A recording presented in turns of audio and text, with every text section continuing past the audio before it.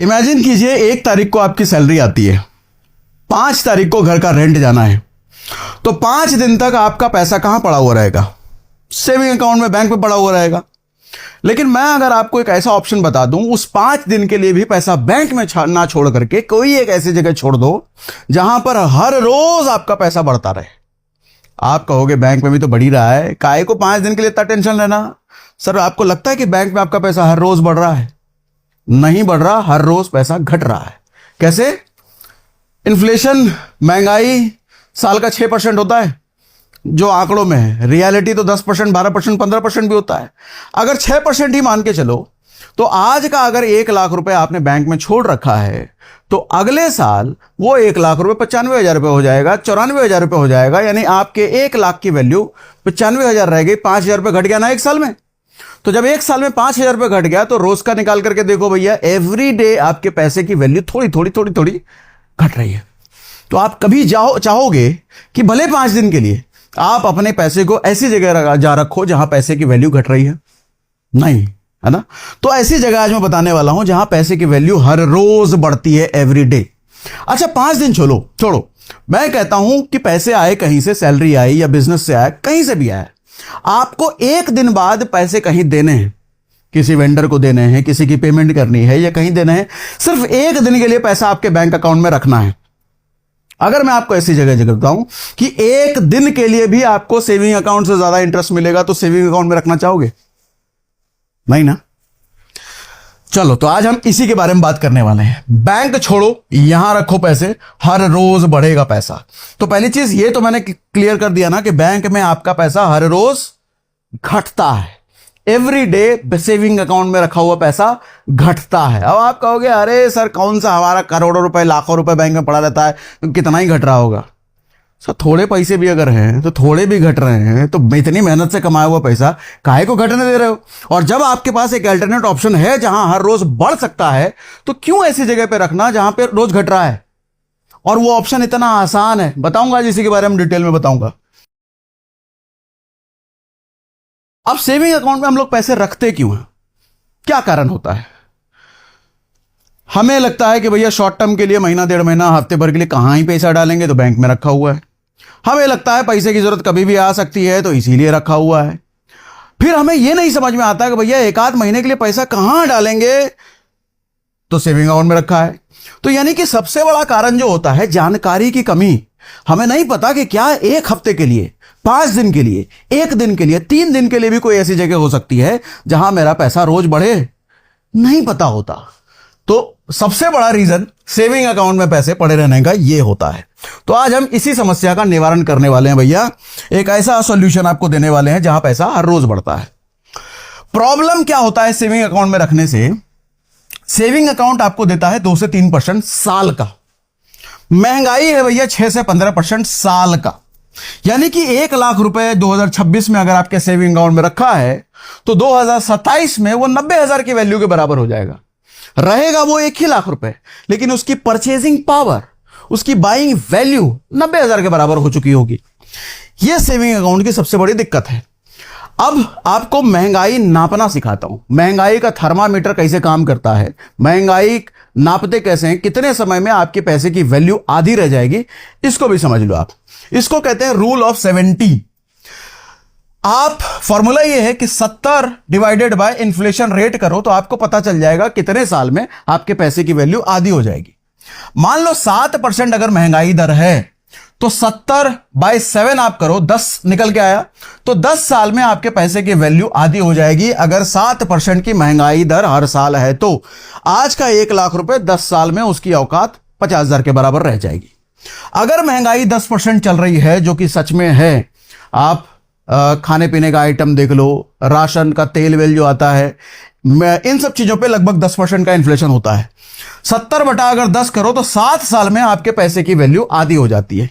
अगर इन्फ्लेशन 15% करो, medical equipment पे, एजुकेशन इंडस्ट्री पे लगभग 15% की महंगाई है भैया, तो 70 बटा अगर 15 करो, तो 4.5 साल में ही पैसे की वैल्यू आधी हो जाती है। यानी कि 1 लाख रुपए की वैल्यू 2026 से लेकर के 2030 तक, आज 2026 से 30 तक आधी हो जाएगी। अपना 1 लाख रुपए 50,000 में बदल जाएगा भैया, तो 2030 4.5 साल में। हाँ, रियलिटी यही है। अब इसके समाधान की बात करते हैं। तो कहां डालें पैसे? शॉर्ट टर्म में अगर हम बात करें, हफ्ते दिन, 10 दिन, 1 दिन, क्या स्टॉक्स में डालें? नहीं डाल सकते, क्योंकि भैया स्टॉक्स रोज ऊपर नीचे होता है, तो रिस्की है शॉर्ट टर्म में। हाँ, लॉन्ग टर्म की बात अलग है, लेकिन शॉर्ट टर्म में बहुत रिस्की है। क्या इक्विटी म्यूचुअल फंड में डाल दें? नहीं, इक्विटी म्यूचुअल फंड भी तो स्टॉक्स में ही पैसे लगाते हैं। क्या क्रिप्टो में डाल दें? नहीं भैया, ये तो और ज्यादा वोलेटाइल है। क्या एफडी में डाल दें? नहीं भैया, एफडी में आप अगर हफ्ते 10 दिन या 15 दिन के लिए डालोगे तो जो इंटरेस्ट मिलता है वो नेग्लिजिबल, बहुत नाम मात्र होता है। मैं इससे बड़े इंटरेस्ट की बात कर रहा हूं। तो समाधान क्या है? समाधान है सर, ओवरनाइट फंड्स। जैसा नाम से समझ में आता है ना, ओवरनाइट फंड्स। ओवरनाइट का मतलब एक रात। एक ऐसा फंड जो एक रात के इन्वेस्टमेंट के लिए बना है। एक रात, आज पैसा आया, इधर डाला, कल ये पैसा बढ़ के मिलेगा। कल पैसा डाले, परसों ये पैसा बढ़ के मिलेगा। परसों पैसा डाले, तरसों ये पैसा बढ़ के मिलेगा। रोज ही पैसा बढ़ता ही है। ये घटता नहीं है। जैसे स्टॉक्स में, इक्विटी में क्या होता है, पैसा ऊपर बढ़ा, घट भी गया, कभी बढ़ा कभी घट गया, कभी बढ़ा कभी घट गया। ये बढ़ता ही रहता है, रोज बढ़ने वाला हिसाब किताब है यहां पर। और इसको मोस्ट सेफ कहते हैं। हर रोज कमा करके देता है ये पैसा। तो क्या होता है ये, कैसे इन्वेस्ट करते हैं, किन गलतियों से हमको बचना है, रिस्क क्या है, सही प्लेटफॉर्म कौन सा है, ये सब चीजें अभी आपको समझाता हूं। फंड्स का नाम क्या है? Overnight fund. एक कैटेगरी है ये। देखो, ओवरनाइट फंड भी एक म्यूचुअल फंड ही होता है। म्यूचुअल फंड का मतलब सिर्फ इक्विटी म्यूचुअल फंड नहीं होता है जो स्टॉक्स में पैसे लगाते हैं। म्यूचुअल फंड कई तरह के होते हैं। ये बेसिकली डेट कैटेगरी के म्यूचुअल फंड होते हैं। अब ओवरनाइट फंड पहले समझा देता हूं, फिर हम डेट पे आते हैं। ओवरनाइट फंड को आप ऐसे समझो कि आपके मोहल्ले में कोई ऐसा व्यापारी है जिसको सुबह सुबह 1 लाख रुपए की जरूरत है। उसको कोई माल खरीदना है और उसको पता है कि शाम तक वो माल बेच देगा और अपना मुनाफा कमा लेगा। तो सुबह सुबह क्या करता है कि कोई ब्याज पे पैसे उधार देने वाले के पास जाता है, उससे शाम तक के लिए, यानी कि 1 दिन के लिए पैसे लेता है और वो पैसे लेकर के अपना माल खरीद लेता है, शाम को बेच देता है, मुनाफा कमा लेता है और शाम को वो 1 लाख रुपए उसको वापस कर देता है मुनाफा कमा करके। सेम यही काम करता है ओवरनाइट फंड। अब ओवरनाइट फंड में हम जैसे लोग, आप जैसे लोग जब थोड़े पैसे इन्वेस्ट करते हैं, ये पैसा किसको जाता है, कौन यूटिलाइज करता है? ये पैसा जाता है बड़ी बड़ी कंपनीज को, जिनको 1 दिन के लिए पैसा चाहिए। कई बार सरकार को भी, जिनको 1 दिन के लिए पैसा चाहिए। और ये 1 दिन के पैसा लेने के लिए ये बदले में गिरवी रखते हैं अपनी कोई ना कोई संपत्ति। ठीक है, यहां मैं आपको अच्छे से और समझा देता हूं। पैसा कहां जाता है? सरकारी कंपनियों में जाता है, बड़ी बड़ी कंपनियों में जाता है। अब इमेजिन करो कि बैंक को 1 दिन के लिए 1 लाख करोड़ की जरूरत पड़ गई, तो कहां से लाएगी? या तो वो आरबीआई से मांगेगी या फिर ऐसे किसी ओवरनाइट फंड से पैसा यूज करेगी 1 दिन के लिए। इसमें लेकिन एक चीज समझिएगा, इसमें पैसा लेने के बदले सरकारी बॉन्ड गिरवी रखा जाता है। यानी कि सामने वाला पैसा अगर ना लौटाए तो गिरवी रखा हुआ सरकारी बॉन्ड बेच करके वसूली की जाती है। तो इसीलिए इसको कहते हैं मोस्ट सेफ। यहां पे पैसा लूज, देखो स्टॉक मार्केट में, मनी मार्केट में क्या होता है कि हम जीरो नहीं कह सकते रिस्क, लेकिन ये कह सकते हैं कि भैया पैसे पर रिस्क यहां पर ना के बराबर होता है। अच्छा, इस्तेमाल क्या होता है? 1 दिन से 1 हफ्ते तक का पैसा इसमें आप अपने यूज का जो होता है आप यहां पर इन्वेस्ट कर सकते हो। जैसे मैंने बोला कि सैलरी आई, 5 तारीख को ईएमआई कटनी है, तो 5 दिन के लिए पैसा कहां डालोगे? आप इस ओवरनाइट फंड में डाल सकते हो। कहां डालेंगे, प्लेटफॉर्म क्या है, कैसे यूज करते हैं, वो सब अभी करके दिखाऊंगा डेमो आपको, तो टेंशन नॉट, पहले कॉन्सेप्ट समझ लीजिए। ठीक है, बिजनेस का कोई कैश बफर है, भैया जीएसटी भरना है, कोई वेंडर को पेमेंट करना है, 2-3 दिन में पेमेंट करना है, तो वो 2-3 दिन का पैसा कहां रखेंगे? बैंक में नहीं, हम यहां ओवरनाइट फंड में रखेंगे। मान लो कोई बड़ी रकम कहीं से आई है, कोई पॉलिसी मैच्योर हो गई है, कोई प्रॉपर्टी बेचा है, कोई म्यूचुअल फंड निकाला है, कुछ भी किसी तरीके से पैसा आया है और अभी हफ्ता 10 दिन या महीना भर हमको श्योर नहीं है कि हम कहां पैसा डालेंगे, तो क्या करेंगे? बैंक में छोड़ेंगे? नहीं, हम ओवरनाइट फंड में डालेंगे। मार्केट से पैसा निकाला है भैया, अगला फैसला लेने तक कहां रखना है? ओवरनाइट फंड में रखेंगे। ठीक है, तो ओवरनाइट फंड का यूज मैं समझा पाया मैं? ठीक है। उसके बाद ओवरनाइट फंड सबसे सेफ क्यों? जैसा मैंने बोला कि पैसा सिर्फ 1 रात के लिए बाहर जाता है। तो जब पैसा 1 रात के लिए बाहर जाता है ना, देखो इसको ऐसे समझो कि आपके पड़ोसी को आपने 10,000 रुपए उधार दिए और 5 साल के लिए मान लो उधार दे दिए, तो अगर 5 साल के लिए उधार दिया है तो चांसेस बहुत ज्यादा है कि 5 साल में हो सकता है कि वो शहर छोड़ के भाग जाए, बीमार पड़ जाए, बैंकरप्ट हो जाए, या उसका मन बदल जाए, या भूल जाए पैसा नहीं लौटाना है। 5 साल में ये सब पॉसिबिलिटी हो सकती है। लेकिन पड़ोसी को आप आज पैसे दे रहे हो और वो बोला कि कल सुबह पैसे वापस कर देगा, तो ये सब रिस्क नहीं होता। रिस्क कितना कम हो जाता है। तो ऐसे ही समझो कि भैया ओवरनाइट फंड में रिस्क कम हो जाता है, क्योंकि सिर्फ एक दिन की बात होती है। उधार सरकारी बॉन्ड गिरवी रख के दिया जाता है, तो चूंकि एक संपत्ति गिरवी रखा हुआ है, वो वापस अगर नहीं किया गया उधार तो बेच करके उसकी वसूली हो जाएगी और आपका पैसा आपको वापस मिल जाता है, इसलिए रिस्क ना के बराबर होता है इसमें। तीसरा, ब्याज दर बढ़े या घटे इससे भी फर्क नहीं पड़ता, क्योंकि ओवरनाइट है। मतलब आरबीआई ने ब्याज दर घटाया या बढ़ाया तो उसका इंप्लीमेंटेशन 24 घंटे बाद ही होगा ना, और ये फंड मतलब ओवरनाइट वाला है, आज हुआ कल रिडीम होने वाला है ये। तो जब तक किसी भी पॉलिसी का इंपैक्ट आएगा ये रिडीम्शन का इसका टाइम हो चुका होगा। ठीक है, इसीलिए इन 3 वजह से इसको मोस्ट सेफ कहा जाता है। समझा पा रहा हूं मैं? क्लियर हो रहा है? ठीक है। अब टैक्स की बात कर लेते हैं और लिक्विडिटी की। मतलब लिक्विडिटी मतलब कितने टाइम में हम पैसा निकाल सकते हैं। टैक्स देखो, चूंकि ये डेट फंड है, मतलब बॉन्ड्स में लगता है पैसा ही, तो डेट फंड पूरा गेन आपके इनकम टैक्स स्लैब के अकॉर्डिंग लगता है। आप जिस भी इनकम टैक्स स्लैब में आते हो उसी स्लैब के अकॉर्डिंग यहां पर टैक्स लगता है। होल्डिंग पीरियड चाहे 1 दिन हो या 5 साल हो, इससे कोई फर्क नहीं पड़ता। लिक्विडिटी यानी कि कितने टाइम में हम पैसा निकाल सकते हैं, और क्या पैसा निकालने पे किसी तरह की पेनल्टी लगती है, किसी तरह का फाइन, किसी तरह की फीस देनी पड़ती है, तो समझा देता हूं। एग्जिट लोड 0 होता है, यानी कि पैसा निकालने पर आपको किसी तरह का कोई फाइन, कोई चार्ज, कुछ नहीं देना पड़ता पहले दिन भी। मतलब आज पैसा डाला, कल निकाल लिया, कुछ एक्स्ट्रा फाइन चार्ज कुछ नहीं देना। ठीक है। निकासी T+1 अगले कारोबारी दिन पे पैसा, मतलब होता क्या है, इसमें 2 तरह की चीज होती है। 50,000 तक पर AMC यानी कि पर फंड, एक फंड से आप 50,000 रुपए इंस्टेंट निकाल सकते हो, मतलब 20 मिनट के अंदर पैसा आपके अकाउंट में आ जाएगा। 50,000 के अलावा जो फंड है वो T+1 यानी कि आज अगर सोमवार है तो मंगलवार को पैसा आपके बैंक अकाउंट में आता है। अगर आज शुक्रवार है तो मंडे आएगा, क्योंकि सैटरडे और संडे बिजनेस डेज में काउंट नहीं होते, वो छुट्टी में दिन होता है। ठीक है, तो मतलब ये समझो 50,000 तो तुरंत आ जाएगा, लेकिन बैलेंस अमाउंट वो 1 दिन बाद नेक्स्ट बिजनेस डे में आपके अकाउंट में आता है। ठीक है, ये मैंने समझा दिया, कोई डाउट तो नहीं? क्लियर जा रहा है? ठीक। अब प्लेटफॉर्म पर आपको दिखा देता हूं इन्वेस्ट करते कैसे हैं। तो इसके लिए हम आ जाते हैं सीधा वेबसाइट पर। इस वेबसाइट का डायरेक्ट लिंक हमने डिस्क्रिप्शन में दे रखा है, वहां पर क्लिक करोगे आप सीधा यहां पर आ जाओगे। स्मॉल केस है ये, और डायरेक्ट गूगल करके मत आइएगा, क्योंकि हो सकता है भटक जाओगे इधर उधर, कई सारे ऑप्शंस हैं यहाँ पर, कई सारे प्रोडक्ट हैं। तो सीधा इस पेज पर आप लैंड करो, उसका डायरेक्ट लिंक हमने डिस्क्रिप्शन में दे रखा है, तो वहां क्लिक करके आप यहां पर आ जाना। अब इनके जैसे कई सारे प्रोडक्ट्स हैं, यहां पर 1 वीक लिखा हुआ है, बहुत सारी चीजें आपको यहां पर ब्लर दिखेंगी, वो कंप्लायंस की वजह से ब्लर किया गया है। आप जब लिंक पे क्लिक करके आएंगे तो आपको सारा कुछ क्लियर दिखेगा ही।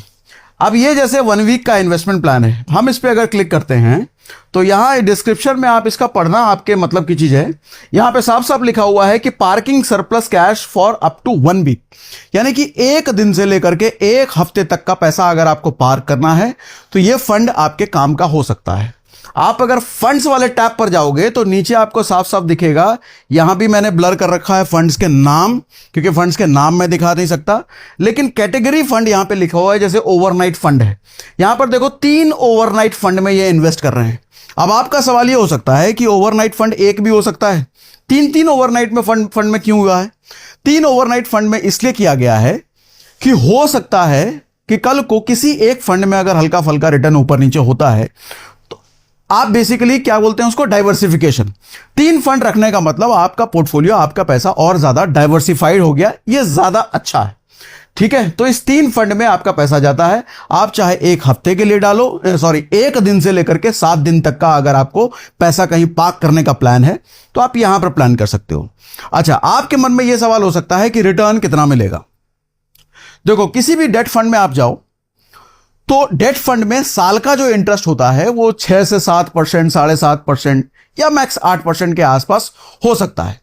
अब चूंकि साल का ये 6-7%, 8% है, उसी के प्रोपोर्शन में आप जब शॉर्ट करते हो 7 दिन का, तो 7 दिन के हिसाब से आपका इंटरेस्ट बन जाता है। और अच्छी बात यह है कि यहां पर आप जरूरी नहीं है कि वन टाइम में पैसा डालो। आप यहां पर एसआईपी भी कर सकते हो। हाँ, मिनिमम इन्वेस्टमेंट यहां पर 300 रुपए का चाहिए। तो 300 रुपए के इन्वेस्टमेंट से आप या तो एक बार लमसम कर लो या फिर आप एसआईपी कर सकते हो। बाकी बहुत सारे मन में सवाल उठ गए होंगे एसआईपी को देख करके, तो बटन क्लिक कीजिएगा। जब आप क्लिक करोगे इसको एक्सप्लोर कीजिएगा, आपके बड़े काम की चीज है ये। ठीक है, उसके बाद नेक्स्ट ऑप्शन पर हम आए। नेक्स्ट ऑप्शन 3 मंथ्स के लिए है। अगर आपको पैसा 7 दिन से लेकर के 3 महीने तक पार्क करना है तो आप ये वाला ऑप्शन चुन सकते हो। अब यहां पे आपके मन में एक सवाल हो सकता है कि मुझे नहीं पता कि मैं जो पैसा डाल रहा हूं मुझे 1 हफ्ते बाद जरूरत पड़ेगी, 10 दिन बाद पड़ेगी, महीने भर बाद पड़ेगी। तो देखो, होता क्या है कि आप इनमें से किसी भी फंड में चूज कर, किसी भी 1 वीक वाले में, 3 मंथ वाले में, किसी में भी कर सकते हो। डेट फंड है सारे, डेट फंड की कैटेगरी अलग है, लेकिन आप किसी में भी कर सकते हो। जब आप 7 डेज वाले में करते हो और आपका पैसा अगर 10 दिन तक उसमें पड़ा रहेगा, तो ऐसा नहीं है कि भैया 7 दिन बाद निकालना ही निकालना है। देखो, वो ओवरनाइट फंड है। अगर 7 दिन के लिए भी पैसा उसमें डाल रहे हो ना, हर रोज वो कहीं पैसा जा रहा है, कहीं से रिडीम हो रहा है, हर रोज कहीं जा रहा है, कहीं से रिडीम हो रहा है। ऐसे 7 तारीख तक, 7 दिन तक हर रोज बढ़ता है। 8वें दिन, 9वें दिन, 10वें दिन भी अगर आपका पैसा उसमें पड़ा है तो कोई दिक्कत नहीं है भैया, वो हर रोज रिडीम होता ही है। आप इसका अगर ग्राफ भी देखोगे ना, ये देखो, इसी का दिखाता हूं, ये 3 महीने वाला। यहां देखो, स्टॉक मार्केट, इक्विटी मार्केट की तरह आपको ऐसे ऐसे वाला ग्राफ नहीं मिल रहा है। यहां देखो, सीधा सपाट ऊपर बढ़ते हुए ग्राफ, क्योंकि ये हर रोज रिडीम होते हैं। ठीक है, तो आप फंड्स में अगर जाओगे तो यहां फंड्स की कैटेगरी आप देख सकते हो। यहां 3 फंड यहां भी हैं। ये लिक्विड फंड है, लिक्विड फंड है, लिक्विडिटी फंड है, लिक्विड फंड है। अब आप कहोगे लिक्विड फंड क्या होता है, तो वो भी अभी आपको समझा देता हूं। फिलहाल कैटेगरी दिखा देता हूं। अच्छा, आप कंफ्यूज ना हो इसके लिए एक और चीज बता दूं। जरूरी नहीं है कि अगर मुझे 1 हफ्ते करना है तो ही इसमें आऊं। आपको अगर 1 हफ्ते करना है तो यहां भी आ सकते हो। जरूरी नहीं है कि मुझे 2 महीने के लिए इन्वेस्टमेंट करना है तो मैं यहीं जाऊंगा, आप कर यहां भी सकते हो। ठीक है। अच्छा, एक और चीज आपको ऐड कर दूं कि जैसे यहां पे 1 वीक लिखा हुआ है, तो इसका मतलब ये नहीं समझिए कि 1 वीक के लिए ही इसमें इन्वेस्ट करना है। ये बस नाम रखा गया है ताकि आपके गोल के हिसाब से आप रिलेट कर पाओ कि मतलब 1 से 7 दिन के लिए हमको पैसा रखना है तो ये वाला ऑप्शन हमने रख लिया। 1 से 7 दिन के लिए रखना है, इसमें भी जा सकते हो, इसमें भी जा सकते हो। ठीक है, अभी क्या फर्क है इन सब में अभी आगे समझाऊंगा। एग्जिट लोड वगैरह, रिटर्न्स वगैरह अभी और डिटेल में आऊंगा तो आपको समझाता हूं। ठीक है, तो ये हो गया 3 महीने के लिए। और अगर आप 6 महीने वाले में जाते हो तो 6 महीने वाला ऑप्शन जब आप फंड्स देखते हो तो इसमें फंड जो आपके सामने है, ये मनी मार्केट फंड में आपका पैसा इन्वेस्ट हो रहा है।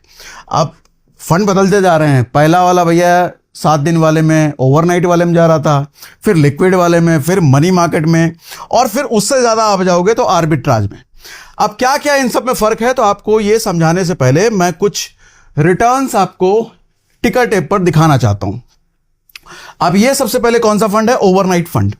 ओवरनाइट फंड का ये देखो, इतने सारे ओवरनाइट फंड हैं। ये ओवरनाइट फंड का अगर 3 साल का कैगर देखा जाए, मतलब सालाना रिटर्न 6.5% के आसपास, लगभग 6.5% के आसपास। तो ओवरनाइट फंड साल का 6.5% के आसपास पास्ट हिस्ट्री ये बताती है। तो साल का अगर 6.5% है तो उसी हिसाब से आप 7 दिन का, 1 दिन का, 2 दिन का आप हिसाब लगा सकते हो। उसके अलावा दूसरा फंड लिक्विड फंड है। क्या होता है अभी समझाऊंगा। तो लिक्विड फंड के रिटर्न की बात करें तो यहां हिस्ट्री बताती है कि 7% सालाना है, यानी कि ओवरनाइट फंड से ज्यादा दिया है लिक्विड फंड ने। उसके बाद ये कौन सा है, मनी मार्केट फंड। ये मनी मार्केट फंड के कुछ एग्जांपल्स हैं यहां पर। मनी मार्केट ने दिया है 7.5% के आसपास, मतलब लिक्विड फंड से भी ज्यादा रिटर्न पास्ट में मनी मार्केट फंड ने दिए हैं। उसके बाद आता है आर्बिट्राज। आर्बिट्राज ने मनी मार्केट के बराबर या उससे थोड़ा ज्यादा दिया है। तब आप कहोगे भैया फिर तो आर्बिट्राज और मनी मार्केट में ही चलते हैं, सबसे अच्छा वही है, हमको 7 दिन के लिए, 2 दिन के लिए डालना है, फिर भी हम वहीं चलते हैं। अब डिफरेंस बताता हूं तो आपको समझ में आएगा। ठीक है। अच्छा, फिलहाल एक चीज आपको क्लियर कर दूं, यहां पर मैंने एफडी का इंटरेस्ट रेट खोल के रखा है, देश के सबसे बड़े सरकारी बैंक का। तो देखो, ये बता रहा है कि 7 दिन से 45 दिन के लिए अगर आप एफडी करते हो तो 3% सालाना देंगे। ये सालाना अगर 7 से 45 दिन के अगर तक के लिए आप करते हो तो 3% सालाना का मतलब 0.0 कुछ होगा, मतलब बहुत होगा। आधे कितना होगा सर, 0.01। 0.01 के आसपास आएगा, या ऐसा लगा लो आप। तो 7 दिन से 45 दिन का इंटरेस्ट पॉइंट में आप कमाओगे 0.1 0.2 के आसपास। इसके कंपैरिजन में ओवरनाइट फंड या कोई दूसरा फंड चूज करते हो, वो इसके कंपैरिजन में बहुत ज्यादा देता है। तो एफडी का ऑप्शन इसलिए हमने क्रॉस मारा कि अगर शॉर्ट टर्म में हमको इन्वेस्ट करना है, शॉर्ट टर्म में बेसिकली पैसा हमको रखना है, पैसा पार्क करना है, तो एफडी अच्छा ऑप्शन नहीं है। ठीक है, तो अब हम कहां आ रहे हैं? अब हम आ रहे हैं वापस से अपने पीपीटी पर, आगे की कहानी आपको समझाता हूं। तो अब लिक्विड फंड क्या होता है ये आपको समझा देता हूं। देखो, लिक्विड फंड सिर्फ ऐसी सिक्योरिटीज खरीद सकता है, मतलब सिर्फ ऐसी सिक्योरिटीज में इन्वेस्ट कर सकता है जो 91 दिन के अंदर मैच्योर हो जाए। ओवरनाइट 1 दिन में मैच्योर हो रहा था, लिक्विड फंड 91 दिन के अंदर मैच्योर हो रहा है। ठीक, तो एक तो डिफरेंस ये हुआ। इसका इस्तेमाल क्या है? हम कब लिक्विड फंड चूज करते हैं? जब हमको पता है कि 1 हफ्ते से 3 महीने तक हमको पैसा पार्क करना है, तो हम लिक्विड फंड चूज करते हैं। मतलब वहां जो 3 महीने वाला लिखा हुआ था, हम ये वाला ऑप्शन तब चूज करते हैं। जैसे इमरजेंसी फंड का कोई बड़ा हिस्सा हमको रखना है, या स्कूल की फीस अगले क्वार्टर में जानी है, हमको पता है, तो हम इस जगह जैसी जगह पे रखते हैं। एडवांस टैक्स की कोई किस्त भरनी है, शादी है, कोई ट्रिप का प्लान है जो 2 महीने बाद कोई खर्चा आना है, ऐसा पैसा हम बैंक में ना रख करके लिक्विड फंड में रखते हैं, यानी कि वो 3 महीने वाला जो था। अब इसमें टैक्स क्या लगता है? चूंकि ये भी डेट फंड है, तो debt fund income tax slab के अकॉर्डिंग लगता है। लिक्विडिटी, कितने टाइम में पैसे निकाल सकते हैं। एग्जिट लोड, चलो ये समझा देता हूं। इसमें एग्जिट लोड है, पहले वाले में ओवरनाइट में लिक्विड एग्जिट लोड नहीं था, इसमें एग्जिट लोड है, लेकिन नाम मात्र का है। 7 दिन से पहले अगर आप इसमें पैसे निकालोगे तो चार्ज लगेगा, लेकिन बहुत माइनर सा लगता है, लेकिन लगता है। हां, 7 दिन के बाद निकालोगे तो कोई एग्जिट लोड नहीं लगेगा। डिफरेंस समझ में आया? ठीक, इंस्टेंट रिडिप्शन है इसमें, यानी कि पर एएमसी 50,000 रुपए निकाला जा सकता है। इंस्टेंट 20 मिनट में आ जाएगा। पर एएमसी कहने का मतलब, मैंने 3 फंड ये दिखाए थे ना, 3 अलग अलग फंड थे, मतलब 3 अलग अलग एएमसी थे। पर एएमसी से आप 50,000 रुपए इंस्टेंट, यानी कि 20 मिनट में आपके अकाउंट में आ जाएगा, सैटरडे संडे कुछ भी हो। लेकिन बैलेंस जो अमाउंट होगा वो T+1, यानी कि नेक्स्ट बिजनेस डे में आपके अकाउंट में आता है। T+1 मैंने यहां पर लिख भी दिया, समझा पा रहा हूं मैं? क्लियर है? उसके बाद मनी मार्केट फंड, आपने इसका रिटर्न लिक्विड फंड से भी ज्यादा देखा, तो आप कहोगे मनी मार्केट में ही क्यों ना डाल दें। तो समझो, देखो बस यहां खिड़की बड़ी हो जाती है, मतलब ड्यूरेशन बढ़ जाता है। 91 दिन के अंदर मैच्योर होना किसको? लिक्विड फंड को। 1 दिन के अंदर मैच्योर होना किसको? ओवरनाइट फंड को। 1 साल के अंदर मैच्योर होना किसको? मनी मार्केट को। ठीक है, अगर आपका गोल यह है कि 3 से 6 महीने का पैसा मेरे पास है, कहां डालूं, कहां पार्क करूं? Money market. ठीक है, लेट्स सपोज अगले सीजन का कोई बिजनेस कैपिटल आपके हाथ में आया है, या 5 महीने बाद कोई शादी का बजट है, कोई गिफ्ट लेना है, बाइक खरीदनी है, साइकिल खरीदना है, कुछ भी जो आपको 5-6 महीने बाद जरूरत पड़नी है, तो आप ये वाला ऑप्शन चूज कर सकते हो। या घर के डाउन पेमेंट का पैसा भैया 4-6 महीने तक अपने पास होल्ड करना है, उसके बाद लगेगा, तो उसके लिए आप ये ऑप्शन चूज कर सकते हो। टैक्स, ये भी डेट फंड है, तो इनकम टैक्स स्लैब के अकॉर्डिंग लगता है। लिक्विडिटी, मतलब कब निकाल सकते हैं, कोई चार्ज वगैरह। आमतौर पर कोई एग्जिट लोड नहीं लगता है, पर इंस्टेंट रिडिम्पशन की सुविधा भी यहां पर नहीं है। मतलब जो 20 मिनट में 50,000 आ जा रहा था पर एएमसी, यहां पर T+1 ही लगेगा, मतलब नेक्स्ट बिजनेस डे में ही आपके पास पैसे आएगा भैया। ये सेबी ने ओवरनाइट और लिक्विड फंड के लिए अनिवार्य किया है, इसके लिए नहीं, यहां पर T+1 लगेगा। उसके बाद मैंने यहां पर समराइज कर दिया है। 1 वीक का अगर आपका प्लान है तो overnight fund, instant liquidity up to 50,000 पर एएमसी, हां यहां पर हो जाता है। टैक्स इनकम टैक्स स्लैब के अकॉर्डिंग। उसके बाद 3 महीने का अगर आपका गोल है तो liquid fund, instant redemption up to 50,000 है। 6 महीने का अगर गोल है मनी मार्केट, इंस्टेंट रिडिप्शन नहीं है। 1 साल का गोल है तो मनी मार्केट, इंस्टेंट रिडिप्शन नहीं है। और उसके साथ 1 साल के गोल के साथ आप आर्बिट्राज फंड में भी जा सकते हो। आर्बिट्राज फंड मैंने अभी तक आपको नहीं समझाया है, बेसिकली ये थोड़ा सा कॉम्प्लेक्स है समझाना, बट मोटा मोटी ये समझ लीजिए, ये इक्विटी मार्केट में पैसा आपका जाता है। तो इक्विटी मार्केट का नाम जैसे ही आता है, रिस्क बड़ा हो जाता है। हमने देखा था आर्बिट्राज में सबसे ज्यादा रिटर्न हमने देखा पास्ट में, तो बेसिक सी चीज है, जहां पर रिटर्न सबसे ज्यादा होता है वहां रिस्क भी बड़ा हो जाता है। तो आर्बिट्राज अगर सबसे ज्यादा रिटर्न दिखा रहा है तो सबसे बड़ा रिस्क भी यहीं पर है। ठीक है, तो आपको शॉर्ट टर्म में अगर पैसा पार्क करना है तो जाहिर सी बात है कि आपको ना के बराबर रिस्क चाहिए, इसलिए ओवरनाइट और लिक्विड फंड और मनी मार्केट बेस्ड ऑन अपना ड्यूरेशन आप चुन सकते हो। ठीक है, उसके बाद अच्छा ये इंपॉर्टेंट नोट आपको बता देता हूं, कई सारे सवाल आपके मन में होंगे, इससे हो सकता है जवाब मिल जाए आपको। Smallcase holds funds in non demat format allowing users to liquidate their funds instantly. देखो होता क्या है कि एक तो आप लिक्विड फंड्स या ओवरनाइट फंड अपने डिमैट अकाउंट के जरिए भी इन्वेस्ट कर सकते हो, लेकिन वहां पर हमेशा 50,000 इंस्टेंट विड्रॉल वाला फीचर आपको नहीं मिलता, क्योंकि वो डिमैट में है तो T+1 का ही समय लगता है, नेक्स्ट बिजनेस डे में ही पैसा आपको मिलेगा। ये जो स्मॉल केस है ये बेसिकली नॉन डिमैट फॉर्मेट में आपका पैसा रखता है, तो नॉन डिमैट में होने की वजह से आपका पैसा 50,000 रुपए इंस्टेंट विड्रॉ होने की फैसिलिटी आपको मिल जाती है। इसलिए ये ज्यादा बेहतर है किसी भी डिमैट ब्रोकर के कंपैरिजन में। ओवरनाइट वर्सेस एसबी अकाउंट, अच्छा ओवरनाइट वर्सेस सेविंग अकाउंट।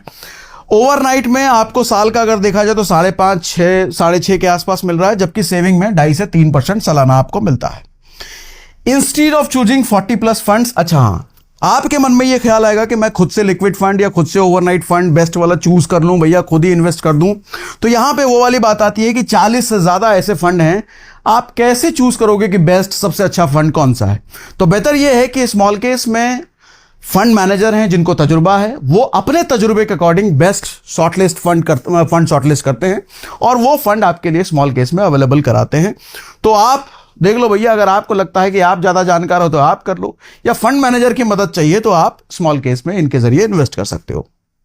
ठीक, if you haven't decided the duration of the money to be parked, हाँ ये वाली बात है कि अगर आपने अभी तक डिसाइड नहीं कर पाया कि आपको कितने समय के लिए पैसा पार्क करना है, तो आप किसी में भी कर सकते हो, ओवरनाइट में भी, लिक्विड में भी। आपको बस ये देखना है कि आप पैसे पर कितना ज्यादा रिस्क ले सकते हो। अगर आपको लगता है कि बिल्कुल ना के बराबर रिस्क लेना है तो ओवरनाइट फंड बेस्ट है। थोड़ा सा रिस्क बढ़ाना चाहते हो, लिक्विड में चले जाओ, और थोड़ा ना बढ़ाना है मनी मार्केट में चले जाना, और थोड़ा रिस्क बढ़ाना है तो आर्बिट्राज में चले जाना। अगर रिस्क बिल्कुल नहीं चाहिए तो ओवरनाइट फंड है। ठीक है, समझा पा रहा हूं। आप इसमें SIP और लमसम दोनों कर सकते हो। अच्छा, यहां पर एक चीज आपको इंपॉर्टेंट पॉइंट है, ये जरूर याद दिला देता हूं। 50,000 वाला इंस्टेंट रिडिम्पशन वाला जो ऑप्शन है, ये इंस्टेंट रिडिम्पशन आपको स्मॉल केस की वेबसाइट पे नहीं मिलेगा, ये आपको मिलेगा उस AMC के वेबसाइट पे जाना पड़ेगा। लेट्स सपोज, मान लो इन्होंने अगर एक्सिस का लिया होगा, मान लिया एग्जांपल के लिए दे रहा हूं मैं, अगर एक्सिस का लिया होगा तो एक्सिस की वेबसाइट पर जाकर के आप रिडीम करोगे। यहां रिडीम करोगे तो T+1 ही लगेगा। आपको इंस्टेंट चाहिए तो उस AMC की वेबसाइट पे जाके रिडीम कर लेना, बड़े आराम से वो रिडीम हो जाएगा। ठीक है, सारा कुछ समझा पाए सर? कोई सवाल बचा गया है? अब एक बार मैं समराइज कर देता हूं सारे को, तीनों को, कुछ कंफ्यूजन हो सकता है इसमें क्लियर हो जाए।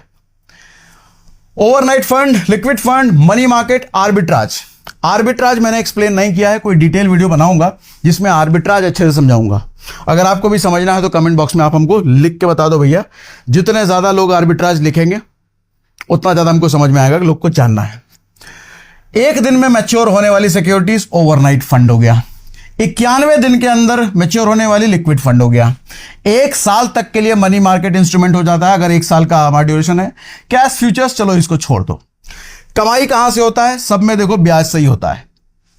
आर्बिट्राज का हिसाब किताब थोड़ा अलग है।